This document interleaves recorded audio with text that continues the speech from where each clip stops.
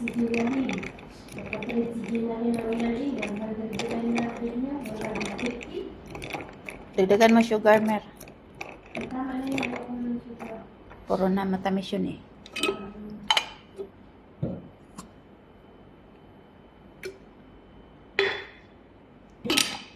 Akala pagpatamad-tamad siya dyan sa pupoy, magkakaroon siya dyan, ako.